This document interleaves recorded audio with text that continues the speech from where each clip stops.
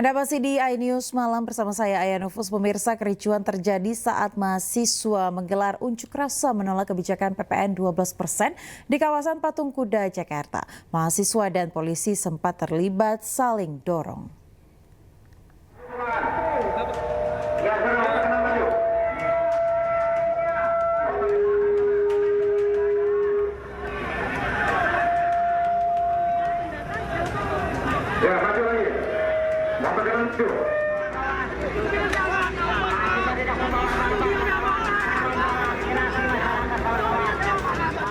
Mahasiswa yang tergabung dalam Badan Eksekutif Mahasiswa Seluruh Indonesia terlibat kericuhan dengan polisi saat unjuk rasa tolak pajak pertambahan nilai naik 12% di kawasan Patung Kuda Monas, Jakarta Pusat pada Jumat malam.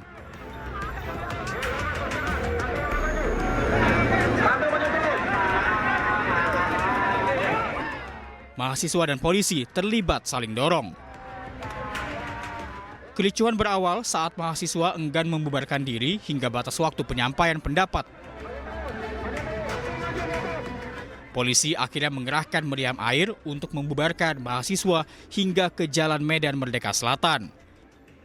Dalam aksi ini, satu polisi dilaporkan terluka, namun polisi juga menyatakan tak ada demonstran yang ditangkap atas aksi ini. Dari Jakarta, Ismalia, iNews melaporkan. Ya, mahasiswa yang tergabung dalam Aliansi Mahasiswa Banyumas Raya bersama sejumlah elemen masyarakat gelar aksi demonstrasi menuntut pembatalan rencana pemerintah menaikkan tarif PPN sebesar 12%. Sementara itu, sejumlah warga Yogyakarta membuat surat terbuka kepada Presiden Prabowo Subianto.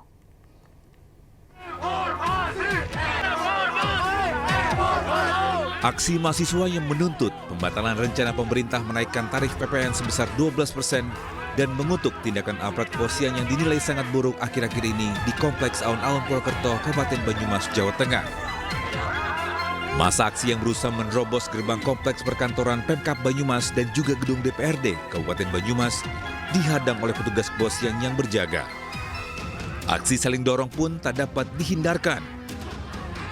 Meski tak berhasil menerobos masuk ke gedung Dewan, massa melanjutkan aksinya dengan berorasi dan membakar ban sebagai simbol semangat membara melawan penindasan dan kesewenang-wenangan. Seperti ini, seperti apa? Untuk harapan kita tetap satu, yaitu semoga ada perubahan dari kebijakan-kebijakan pemerintah, dan semoga aja ada perpu yang bisa melemahkan undang-undang untuk berlakunya PPN 12% tersebut. Sementara itu, gelombang penolakan terhadap rencana kenaikan PPN menjadi 12% terus disuarakan. Di Yogyakarta, warga yang kebanyakan emak-emak menolak dengan tegas rencana tersebut. Mereka kemudian membuat surat terbuka yang ditujukan kepada Presiden Prabowo Subianto. Emak-emak meminta Prabowo membatalkan rencana kenaikan PPN 12% tersebut. Kenaikan pajak menjadi 12% akan memiliki efek domino berupa naiknya harga kebutuhan masyarakat. Mereka mengancam akan memboikot membayar pajak jika PPN 12% jadi diberlakukan tahun depan. Bapak Prabowo yang sangat kami hormati, kami sayangi, kami cintai. Bersama surat ini, kami mak-mak di Yogyakarta meminta untuk dibatalkan kenaikan PPN 12%. Dan kami minta ada transparansi laporan pajak oleh pemerintah agar dibaca oleh seluruh rakyat Indonesia. Sementara itu, warga juga meminta adanya transparansi dalam penggunaan dana dari berbagai macam pajak yang selama ini dibayarkan oleh rakyat. Tim Liputan iNews melaporkan. Sementara itu, Presiden ke-7 Republik Indonesia Joko Widodo turut menanggapi polemik kenaikan pajak pertambahan nilai atau PPN 12%. Ia mengatakan mendukung keputusan tersebut lantaran merupakan amanat undang-undang yang harus dijalankan oleh pemerintah.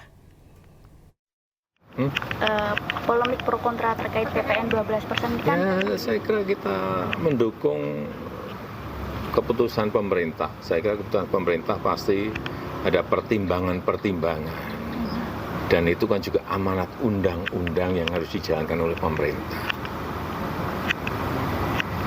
Pak, soal pengajuan yang pada periodenya jenengan itu gimana sih Pak prosesnya? Apanya? Bisa Kenaikan PPN 12%. bisa naik 12% itu? Ya ini kan sudah diputuskan dalam harmonisasi peraturan perpajakan. Sudah diputuskan oleh DPR. Kalau sudah diputuskan oleh DPR, ya pemerintah memang harus menjalankan. Tetapi sekali lagi saya kira pemerintah sudah berhitung dan melalui pertimbangan yang matang. Kekhawatiran masyarakat dampak PPN 12% ini Pak, yang kan yang menjadi pro kontranya kan? Nah itu mestinya pemerintah kan sudah berhitung, sudah melakukan kalkulasi dan pertimbangan-pertimbangan. Ya. Ada yang berpendapat kalau seharusnya pajak penghasilan saja gitu Pak. Mungkin itu gimana Pak? Ya. Ya pemirsa, seorang oknum anggota DPRD Kabupaten Dharmasraya, Sumatera Barat tertangkap tangan asyik berjudi di sebuah warung. Polisi menangkap pelaku bersama 2 orang lain beserta barang bukti uang tunai dan kartu remi. Tebang! Yang satu!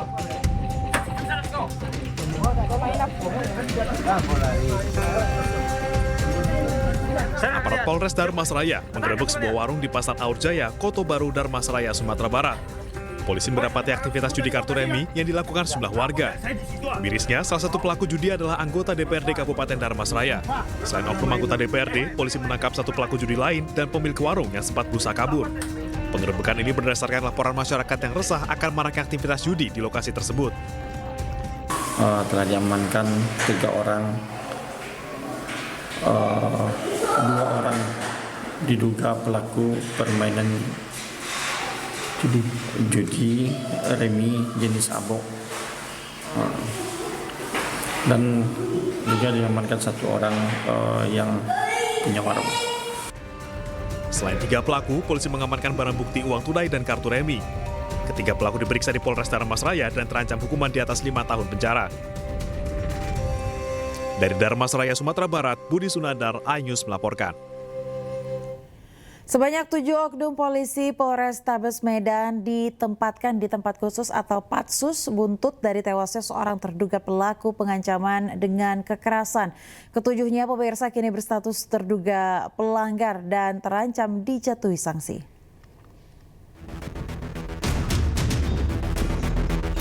Kapolrestabes Medan Kombes Gideon Arif Setiawan melayat ke rumah korban penganiayaan yang diduga dilakukan oleh 7 oknum polisi.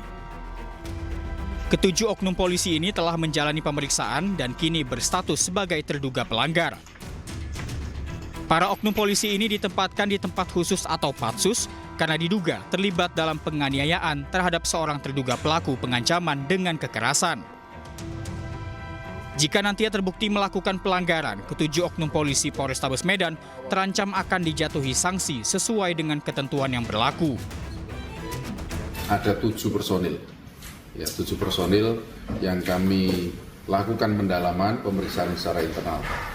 Lalu terhadap 7 orang personil tersebut kita lakukan penempatan khusus atau Patsus. Patsus adalah satu proses yang cukup extraordinary yang dilakukan dalam tahap penyidikan atau pemeriksaan internal. Kami bisa menyimpulkan bahwa ada indikasi kuat memang terjadi kekerasan yang dilakukan oleh personil Satreskrim Polrestabes Medan terhadap almarhum BS, sehingga mengakibatkan meninggal dunianya di rumah sakit. Jadi tidak pada saat itu juga, tapi meninggal dunia di rumah sakit. Yang dari mana tahu aku lakiku, mau diantar kemana lakiku ini, nggak tahu aku. Kalau nggak datang aku kemari, nggak tahu aku. Sebelumnya, korban ditangkap polisi bersama 2 orang lainnya atas dugaan tindak pengancaman dan kekerasan. Usai ditempatkan di sel sementara, korban yang baru 2 hari ditahan di Polrestabes Medan meninggal dunia dengan kondisi lebam di wajah dan dada di Rumah Sakit Bayangkara Medan. Pihak Polrestabes Medan tak menampik korban tewas karena adanya tindak kekerasan saat penangkapan. Dari Medan, Sumatera Utara, Adi Palapa Harahap, iNews melaporkan. Pemirsa, polisi mengendus adanya dugaan keterlibatan ibu kandung Agus difabel dalam menjerat para korbannya. Sementara Polda NTB telah merampungkan berkas Agus dan menyerahkannya ke jaksa.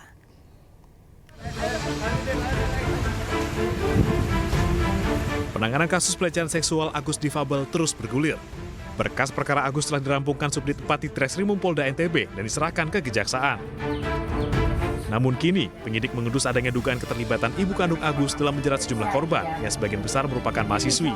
Dalam waktu dekat, penyidik akan menjadwalkan pemeriksaan terhadap yang bersangkutan. Ada petunjuk mengarah ke ibunya? Iya. Kadit? Kalau kita ketahui kan petunjuknya cuma satu. Waktu itu yang terkait dengan korban menyatakan bahwa saya akan menelpon ibu saya dulu. Saya untuk memberikan informasi. Nah itu akan kita dalami seperti apa. Tapi kan korban ini harus melapor juga sebagai korban yang memang melibatkan ibunya. Kalau dari keterangan si Agus sendiri, pelaku, bahwa ibunya tidak ada di TKP, tidak ada, cuma hanya komunikasi. Itu juga tidak semua dikomunikasikan sama ibunya. Sementara itu, masa perpanjangan tahanan rumah Agus selama 40 hari segera berakhir. Selanjutnya, Agus akan ditahan di Lapas Kelas 2 Akuripan. Dari Mataram, Nusa Tenggara Barat, Hari Kasidi, iNews melaporkan.